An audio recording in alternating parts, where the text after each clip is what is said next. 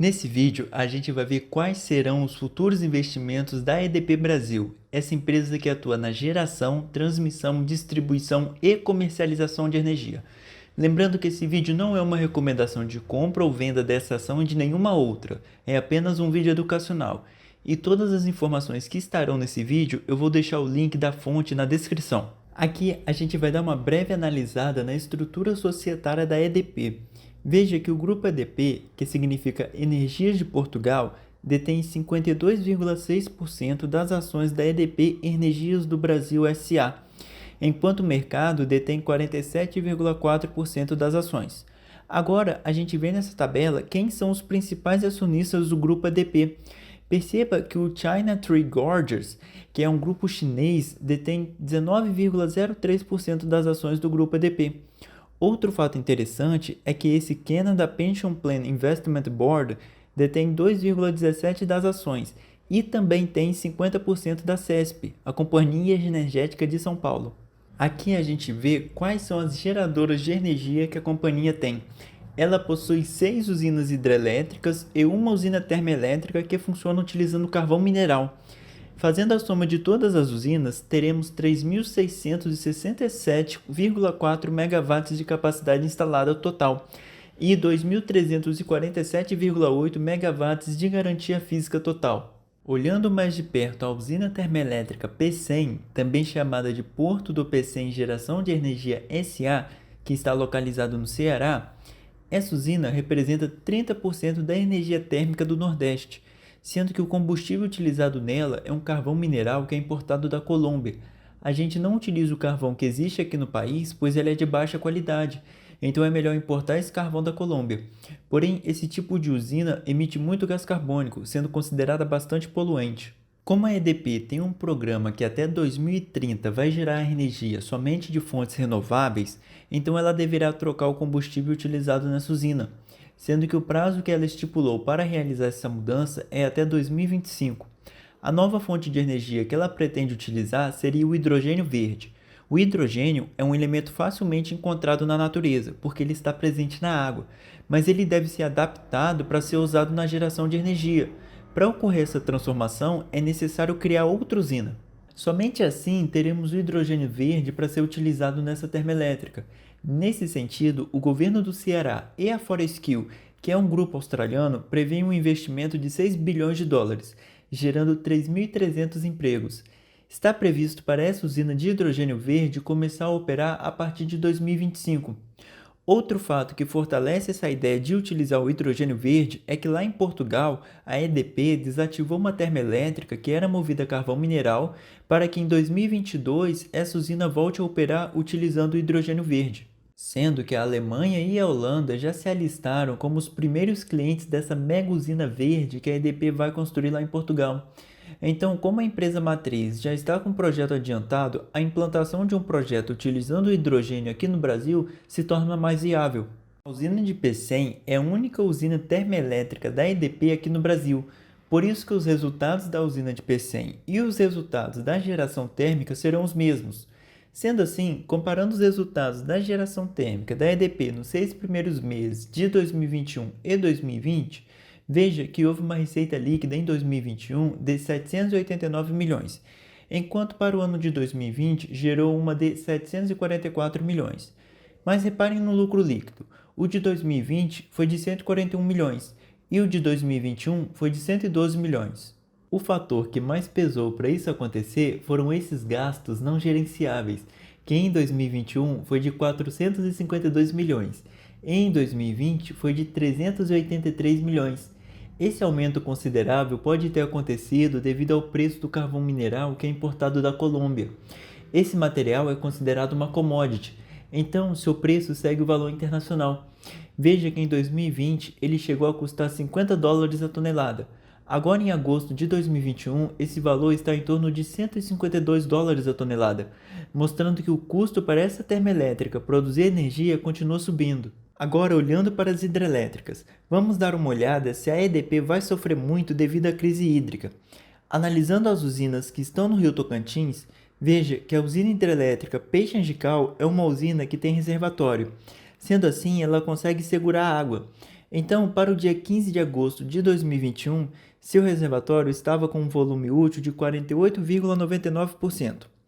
Olhando para 2 anos atrás, no mesmo dia do ano, o volume útil estava em 62,65%. Esse valor de 48% é considerado razoável, porque veja que a usina de Serra da Mesa hoje está com 30,55%, enquanto há 2 anos atrás estava com 20,73%. Agora, olhando para a usina hidrelétrica Luiz Eduardo Magalhães, também conhecida como Lajeado, veja que ela é uma usina a fio d'água. Isso significa que ela não consegue segurar a água que chega nela, por isso que não existe um volume útil do reservatório aqui. Mas veja que o nível do rio permaneceu praticamente o mesmo ao longo desses 2 anos, saindo de 211,96 metros em 2019 para 211,85 metros em 2020, dando uma diferença de 11 centímetros no nível do rio, mostrando que a crise hídrica não irá afetar tanto assim essas usinas da EDP. Agora, olhando para a usina hidrelétrica da EDP, que está na bacia do rio Amazonas e seu nome é Santo Antônio do Jari, perceba que ela é uma usina a fio d'água, então não vai ter volume útil no reservatório. Sendo assim, olhando para o nível do rio, veja que em 2019 estava com 30,12 metros e agora em 2021 está com 30,31 metros. O rio até subiu 19 centímetros. Veja aqui que mostra a média da energia armazenada nos subsistemas. Veja que o subsistema norte está com 75,87%, estando bem à frente dos outros subsistemas. Agora, olhando para a bacia do rio Araguari, veja que a hidrelétrica Cachoeira Caldeirão, que pertence à EDP, é uma usina a fio d'água. Olhando para o nível do rio, veja que permanece praticamente o mesmo, com uma diferença de 1 centímetro entre o ano de 2019, que estava com 58,29 metros, e 2021, com um nível de 58,30 metros. Essa hidrelétrica também está localizada no subsistema norte, que tem aproximadamente 75% da energia armazenada no sistema.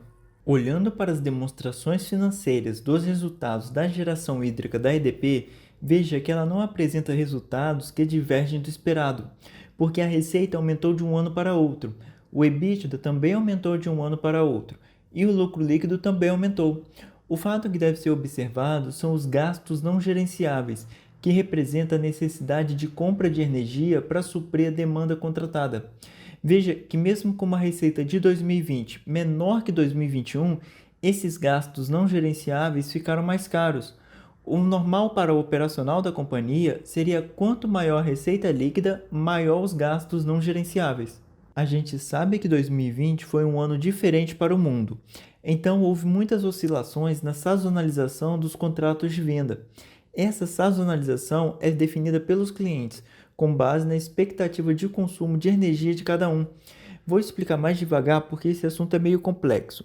Funciona assim: o cliente vai e fala para a geradora quanto vai consumir de energia ao longo do ano, totalizando 100%, sendo que essas porcentagens quem define é o cliente, mas no final do ano tem que dar 100%.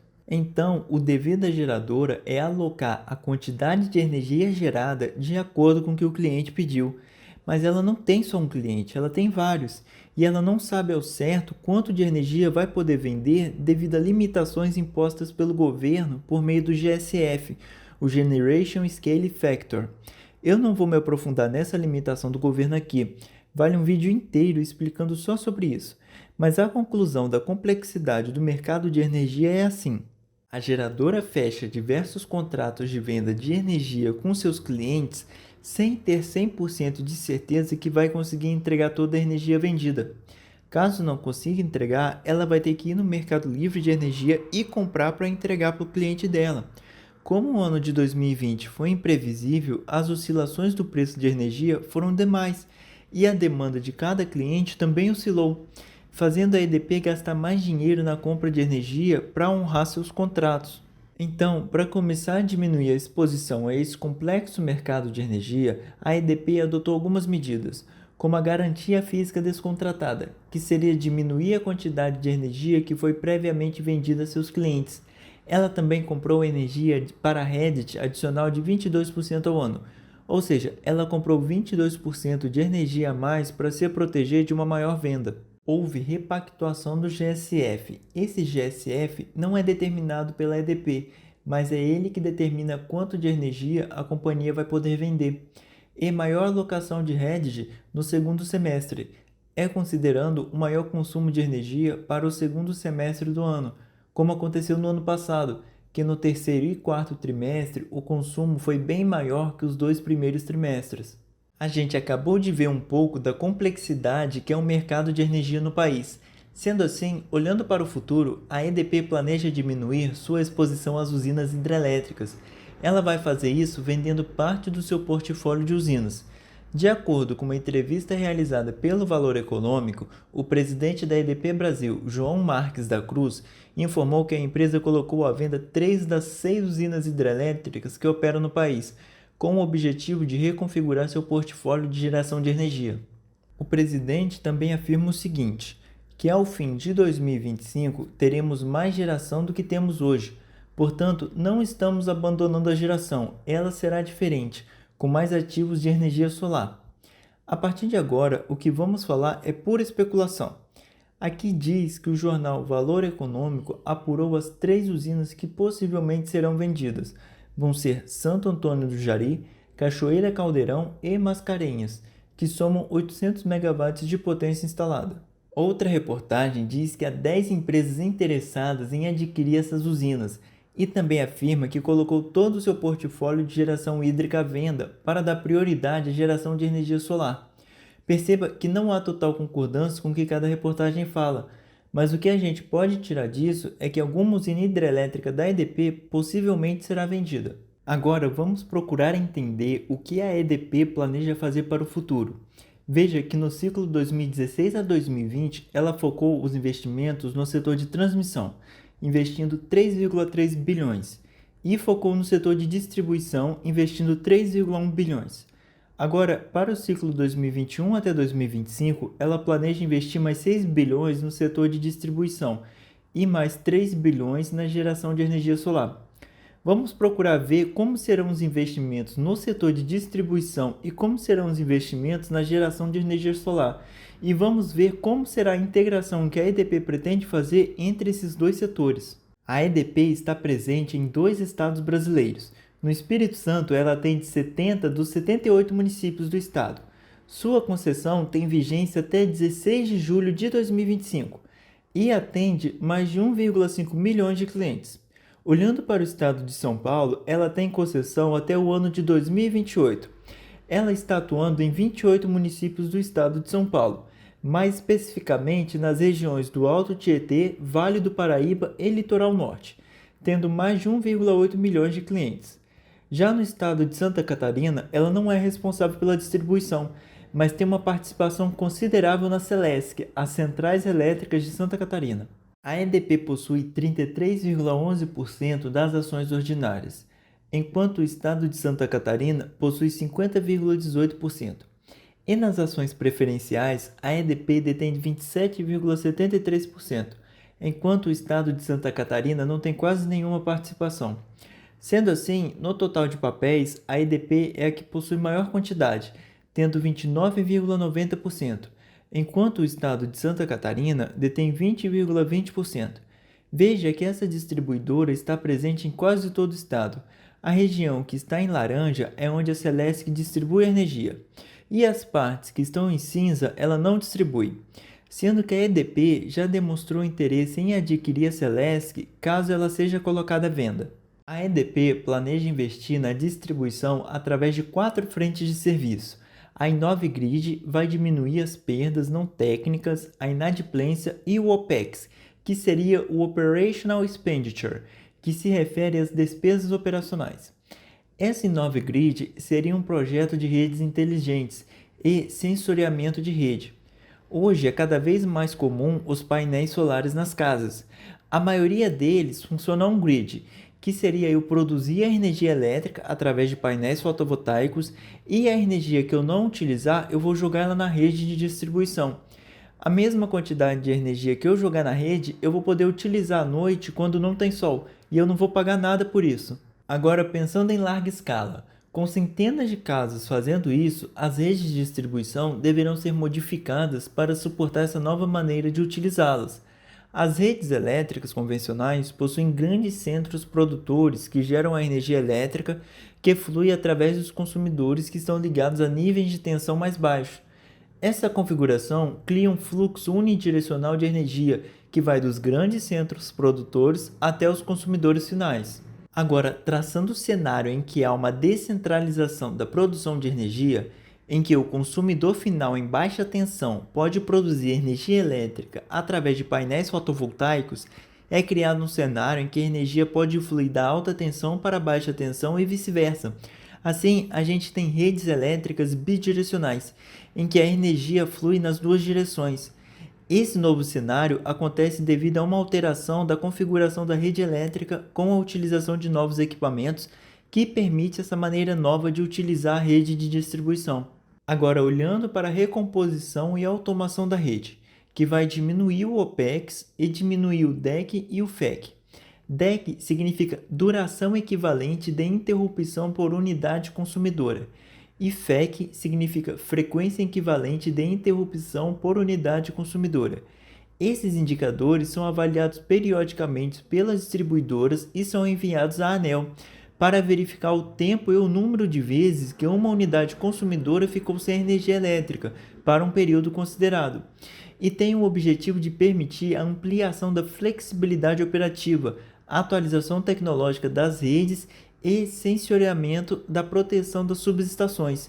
Isso tudo é para adotar práticas de manutenção mais eficientes e inteligentes, para as pessoas ficarem o menor tempo possível sem energia.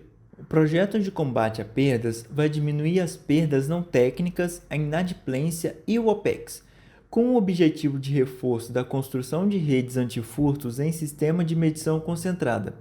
Aqui entra os chamados gatos de energia, mau gerenciamento do sistema de distribuição, erros de medição por estimativas e fraudes em medidores. Essa parte é focada em locais com elevada concentração de clientes não normalizados, áreas de recorrência de ligações clandestinas e adulterações de medidores.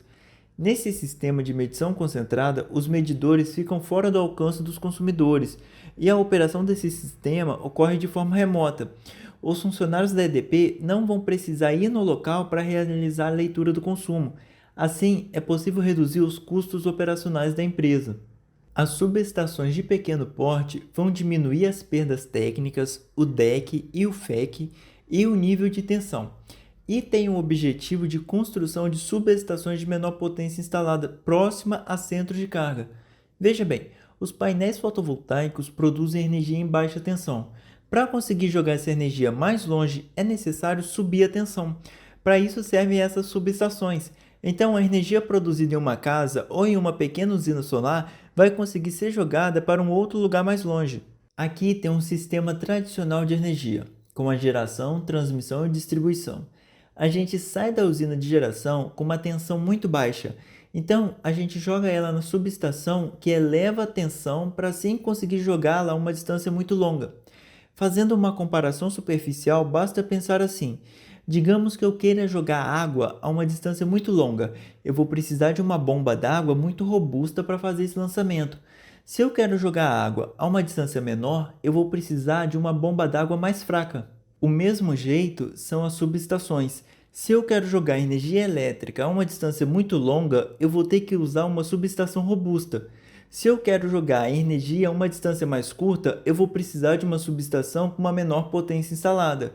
Aqui nesse novo sistema, a energia é produzida e utilizada em locais muito próximos, então não é necessário toda essa estrutura tradicional que conhecemos.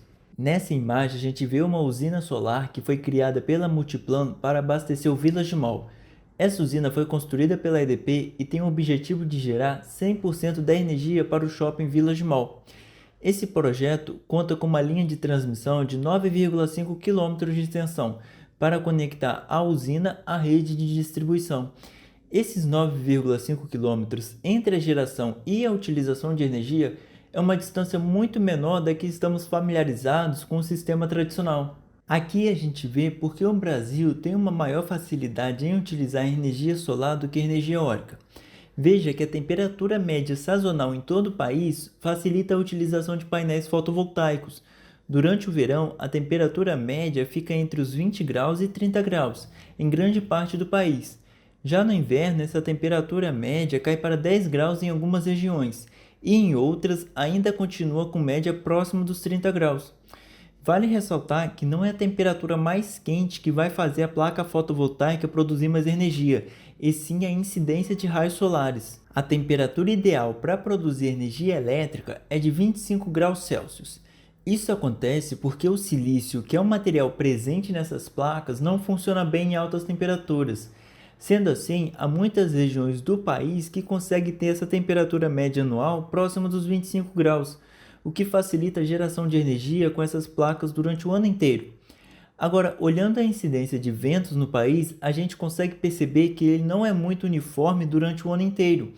Veja que no verão, grande parte do país tem uma velocidade média sazonal de 4 metros por segundo, enquanto no inverno a velocidade sobe consideravelmente, mas apenas em uma parte do país que alcança em torno de 7 metros por segundo. O restante continua com pouca incidência de ventos. Esses são um dos fatores que facilitam a escolha da energia solar pela EDP. Inicialmente, eu quero explicar o significado desse P do megawatts. Essa letra P significa pico, chamando de megawatts pico, que seria a condição ideal para a placa fotovoltaica produzir energia, que seria 25 graus Celsius. Então hoje a gente vê que a capacidade instalada de energia solar da EDP está em 50 megawatts pico, sendo que os projetos contratados são de aproximadamente 100 megawatts pico, querendo alcançar em 2025 uma instalação adicional de 1000 megawatts. A EDP quer atuar em 3 segmentos, o tipo 1, que é o B2C, e o B2B. Esse B2C significa a empresa vendendo para pessoas físicas, e esse B2B com B minúsculo é para pequenas e médias empresas. As características desse tipo 1 seria o serviço voltado para residências e pequenas e médias empresas, sendo que a EDP adquiriu uma participação na Bluesol, que é uma empresa especializada na instalação de painéis fotovoltaicos. O tipo 2 é um serviço da EDP para outra companhia. Esse GD significa geração distribuída, que é justamente essa imagem aqui, em que há pequenas usinas geradoras de energia espalhadas por um local. O tipo remoto e alto consumo nós vamos ver no próximo slide. E esse compartilhado seria quando 2 ou mais empresas se unem para construir uma usina de energia solar. Assim, elas conseguem determinar a potência que cada uma vai precisar e divide os custos de instalação, ficando mais barato para elas. Nesse tipo, ela também vai poder vender energia elétrica no mercado livre de energia, isso para até 20 megawatts. E ela adquiriu a empresa AES Nova por aproximadamente 100 milhões de reais, sendo uma empresa que possui ativos somados totalizando os 34 megawatts pico de geração. E um dos projetos dessa empresa é o desenvolvimento de um estacionamento solar chamado de Carport, sendo que essa obra já está em funcionamento desde 2019. Agora, o tipo 3 é para empresas ainda maiores, destinado ao mercado livre acima de 20 megawatts, que foi o projeto do shopping que vimos anteriormente. Também se enquadra projetos em larga escala que serão feitos em parceria com a EDP Renováveis, empresa que é um braço da EDP responsável pelas energias renováveis. Já o tipo 4, a EDP não irá participar, que é um ambiente de contratação regulada, ACR, que seriam operações de compra e venda de energia elétrica entre agentes vendedores e agentes de distribuição, sendo necessário fazer licitação. Nesse gráfico, a gente vê a evolução da fonte solar fotovoltaica no Brasil. A geração distribuída, que está em azul, é o segmento que a EDP pretende focar. Veja que está crescendo consideravelmente no Brasil nos últimos anos. Só de 2019 para 2020, esse tipo de geração mais que dobrou quando falamos de potência instalada. Mesmo crescendo consideravelmente, nós ainda vemos um horizonte ainda inexplorado em relação a essa geração de energia. Falando da geração distribuída de alto consumo, seria a própria casa produzir a energia a partir do sol e utilizá-la. Agora, falando de unidade de geração distribuída remota, eu vou dar um exemplo para ficar mais fácil de entender. Vamos considerar que você tem uma casa na praia de Caraguatatuba, no litoral paulista. Nessa casa tem painéis fotovoltaicos instalados gerando energia. mas você só vai nessa casa nos finais de semana. Durante a semana, você mora em um apartamento em Guarulhos. Sendo assim, caso a conta de energia da sua casa na praia e do apartamento estejam no seu nome, você vai poder morar nesse apartamento utilizando a energia que é gerada lá na sua casa da praia. É como se você estivesse gerando energia a longa distância. Mas uma particularidade desse sistema é que as duas cidades devem pertencer à mesma concessionária. Nesse caso, os dois municípios pertencem à EDP, então é possível fazer esse sistema. Por enquanto, não há custo para o consumidor essa transferência de energia elétrica. Você utiliza gratuitamente a rede de distribuição para mandar energia de um lugar para outro.